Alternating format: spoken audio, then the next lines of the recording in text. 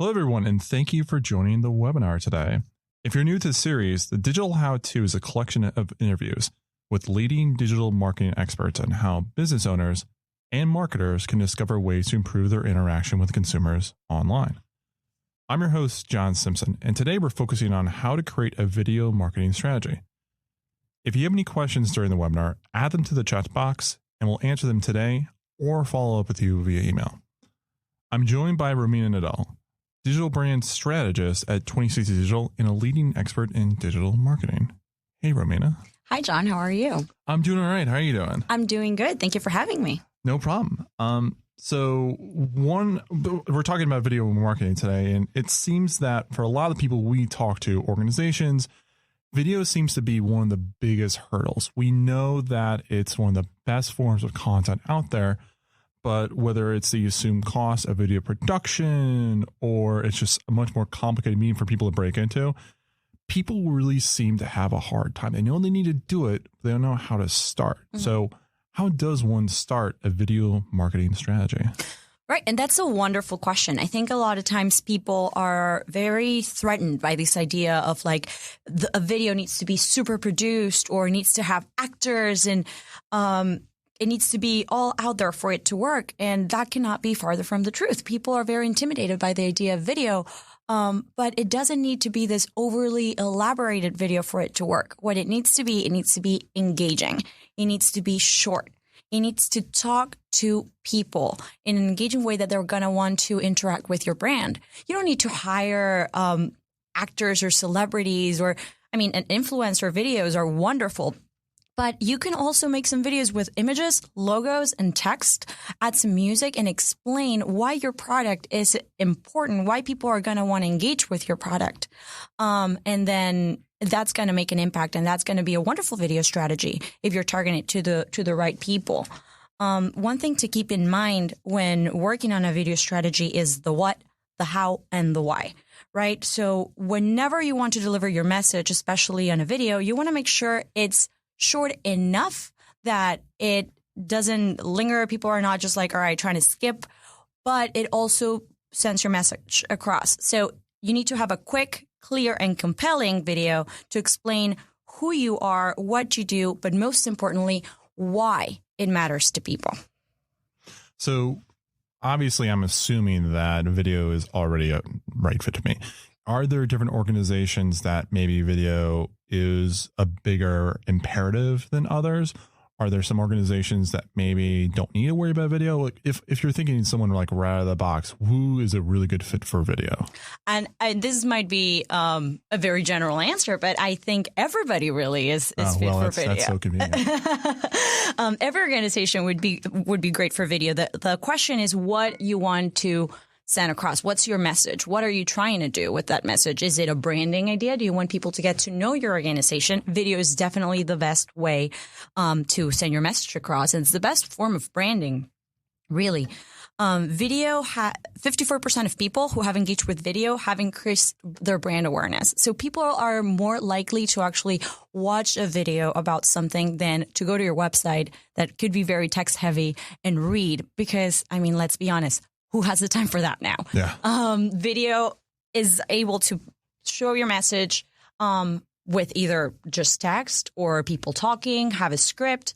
But it's wonderful for brand awareness. It's also wonderful for call to action. A lot of people think that, all right, video is more of like a top funnel strategy and just dedicated towards branding or pushing your message out.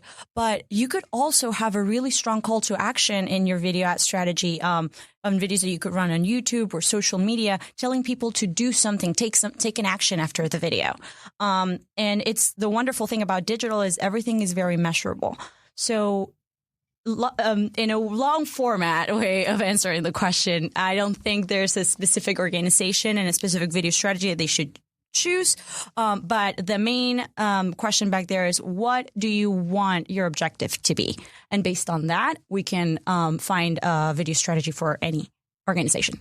And when we're thinking about what that video strategy is it video, I guess video is singular or plural is, I guess, videos, but The idea is, should I have just one video that I should use for everyone? Do I need multiple kinds of videos? Are there different types that I know I should be engaging with? How do I tell my brand story through video? That is a wonderful question. And absolutely, you should not have only one video and use it for all multiple purposes. Think about how the way of consuming media and consuming content has changed in the past 10 years, in the past 5 years. Video used to be very hard for people to reach, and it was limited to these big brands with big budgets that were able to buy TV airtime. Now, small businesses, even own individuals, are able to put their brand out there for very little cost to start with, to get their message out.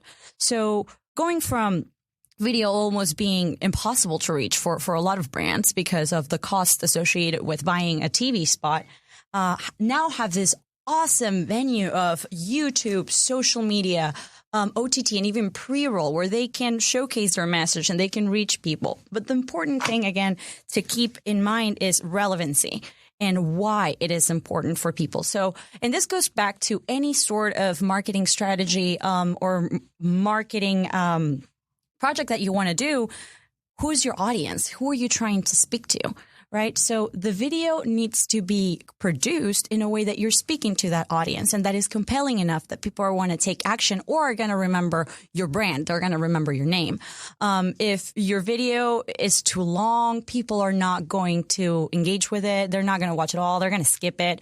If it looks like it was done in 1990, they might look at it and for a laugh or so, but it's not really relevant anymore. So again, top things when it comes to video marketing, it needs to be quick, clear, compelling, but most important, catered to your target audience for it to have a good impact. And that's a really good point about relevancy too. And something that you had mentioned, it is something that is applicable to pretty much everything that we have to do with digital marketing, even more so than video, because if you're going through the effort of the production, you want to make sure it's actually talking to the audiences. Mm-hmm. When you're talking about the kinds of videos, like the kind of content, is it something where we should have one video that tells people, this is why we're the best, buy us now?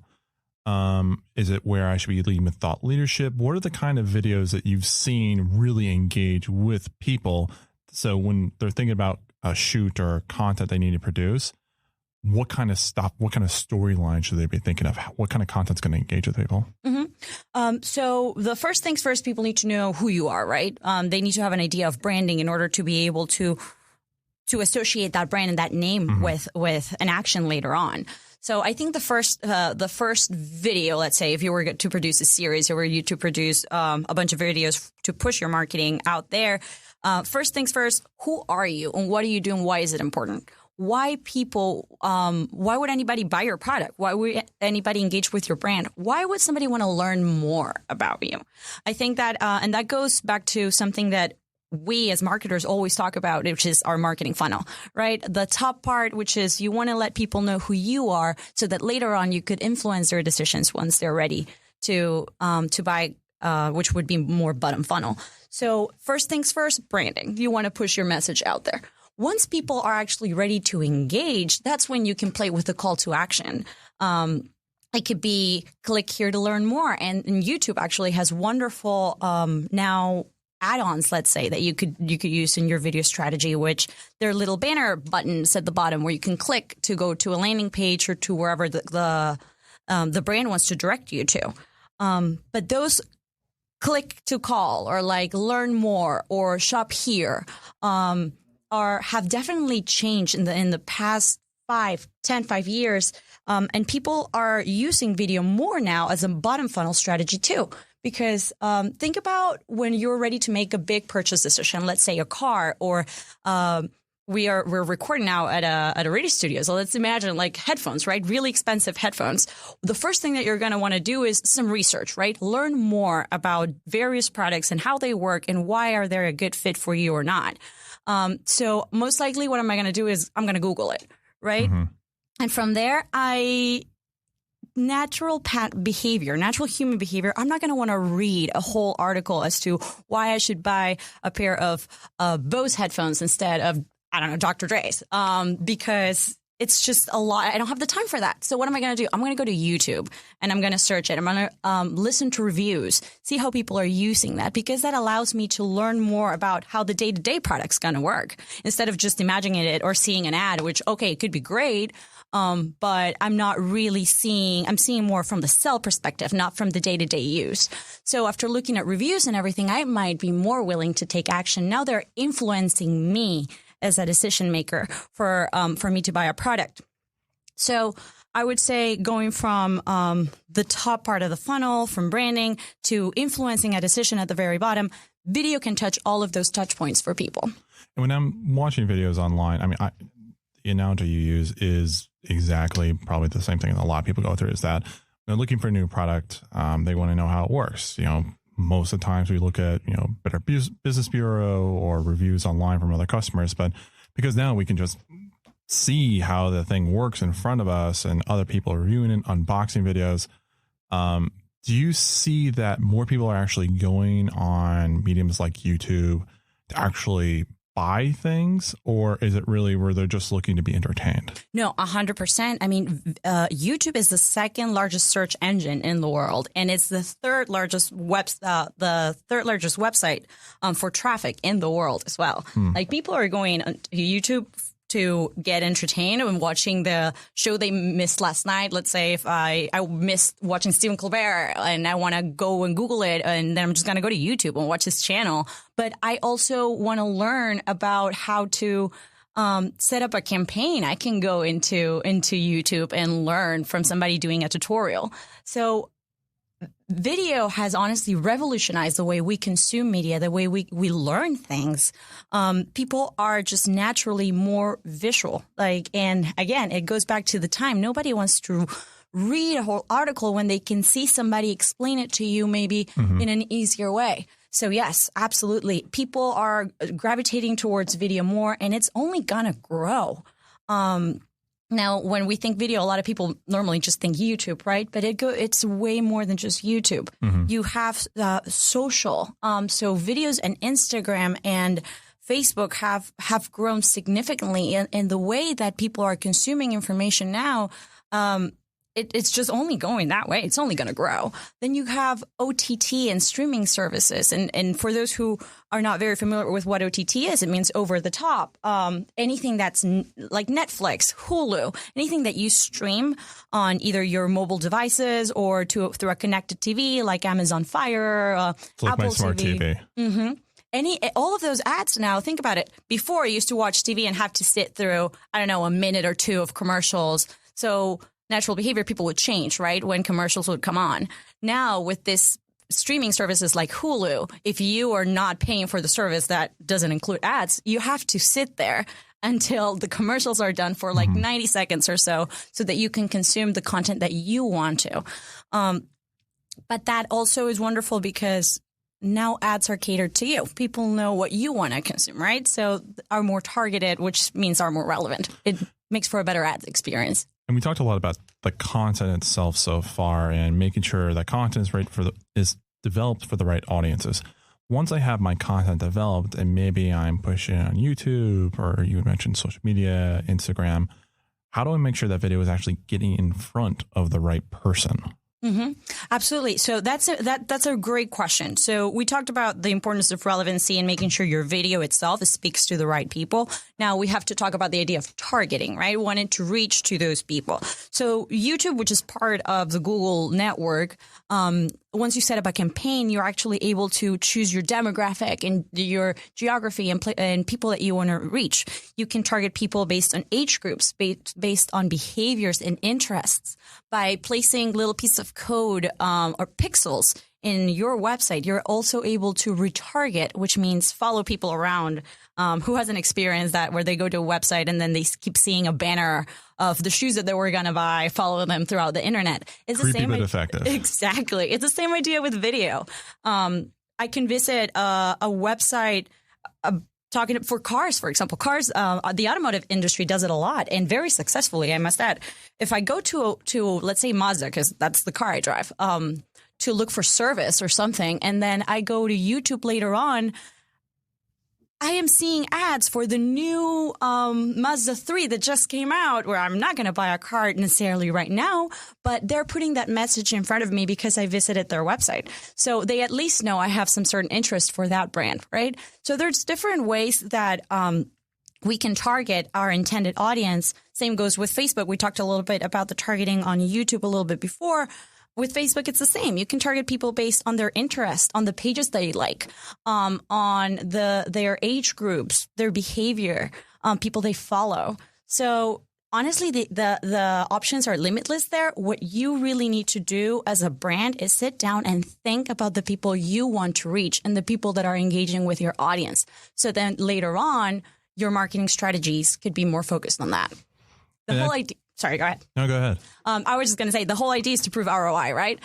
So if you're talking to the right people and delivering the message to the people that want to or are going to engage with your product later on, and they're actually going to purchase, that just proves the whole idea of the return on investment of your marketing strategy. And to that point of ROI, you mentioned that video is not just the awareness and interest part anymore. It's also about the action, that lower funnel conversions. How then can I measure the effectiveness of my video strategy? Is it like every other part of digital advertising, or is there something that's specific to video that I should be looking out for? Obviously, we want to make sure that everything works together, but how is video different, or how is video the same? That's a great question. 94% of consumers have bought something after watching a video. Wow. What that tells me is that before people are making decisions, they want to be informed. They want to know what they're buying, be it a plane ticket, be it a small purchase, or be it something like a big price ticket item like a car.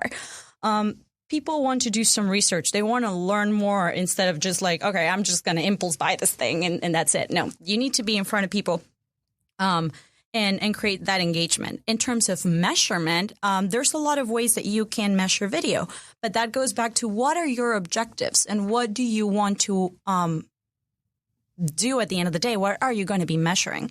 So you can measure the click-through rate. Let's say people clicking on your call to action on the video. So they can click on learn more, call now, shop now. So how are they engaging and how is your click-through rate working? You can learn more about your audience too. So who your brand is talking to and who is actually listening. Because a lot of the times what can happen is you put a message out there and what you think is your ideal customer. But a lot of the times that might not necessarily be the person coming to you and you might be surprised, right? So in a lot of ways, what you can learn is the people that are actually engaging with you and buying your product or watching your video to completion, so that you later on can target them. And all of that you can do with your with the back end of things on Google Analytics, where you can search the kind of behaviors and interests that people have that are visiting your website. So it also another way to measure it. It's like, all right, you're learning more about the audiences that you're reaching. Then you can also measure it by branding, brand lift. Who now knows about you? You can do national wide campaigns like the way Coca-Cola does or T-Mobile, but then you could also do very localized campaigns to like a DMA or a city. Let's say like here, we're here in Washington, D.C. And just for a county, let's say Loudoun County, they can do a video campaign to promote a fair that they might be having. And the way that you can measure the success of that campaign is by attendance to that fair, by people actually going and buying tickets. So it really depends on the call to action and what is it that you want to measure. Rewatches is another thing. People who are constantly engaging and watching a video again and again. All right, now you know that you have a topic that is important. Now you know that you need to exploit that video, that topic to continue talking to your audience to engage. So there's a lot of things that we can look to and look for when it comes to measuring video. But the most important thing you need to ask yourself as a brand is, what is important to me? What do I consider a return on investment? How do I want to measure this so I see results so that you can later on put together a video strategy? And one of the questions we have in the chat box, and please again, submit questions throughout the entire webinar.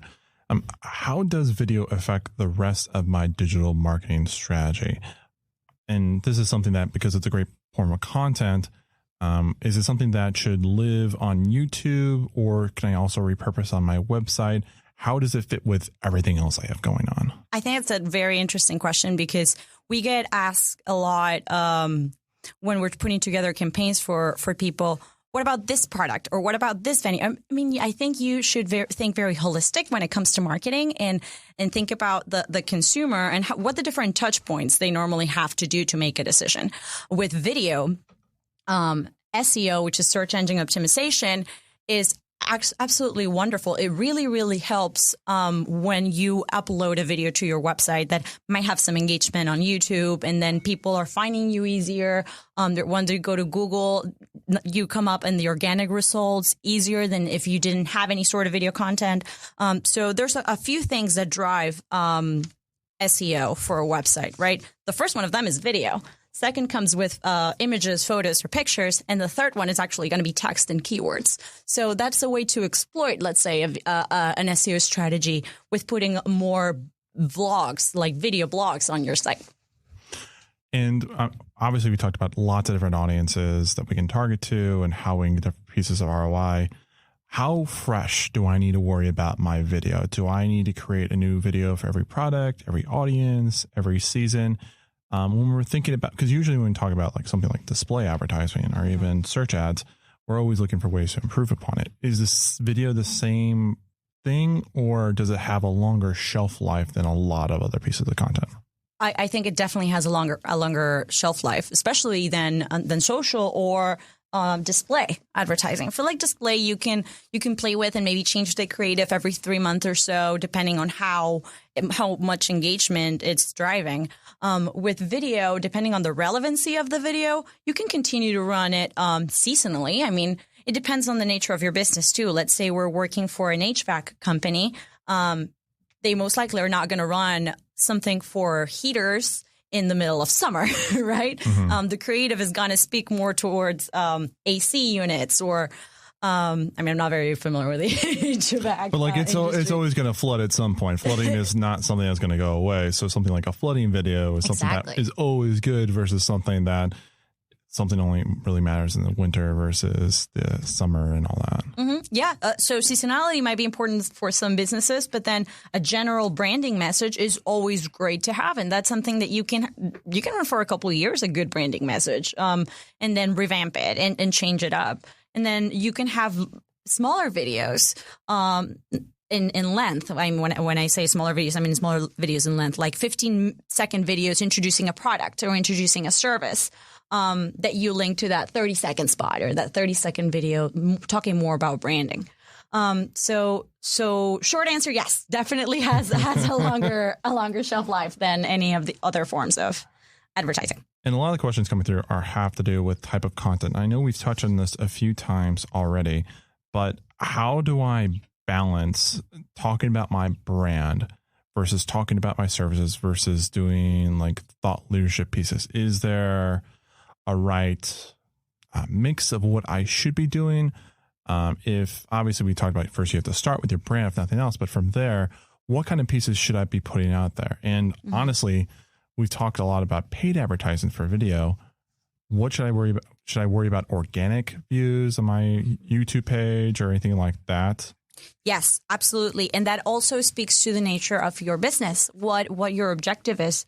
If you, for example, are somebody who's trying to influence people to take action and maybe influence legislation or be kind of like be this thought leader in a specific subject, what you're going to want to create more of a long format video, educating somebody, right? Telling why it's important that they listen to you, or why the topic that you're talking about is important. The thought leadership format is not going to be a 30-second paid spot. No, it's probably going to live on a YouTube channel. It's probably going to live on a website, and it's probably going to be targeted through little segment videos, little 15, 30-second videos to push that content out.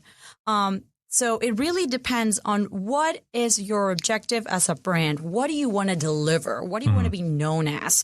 I personally believe any brand should have a YouTube page.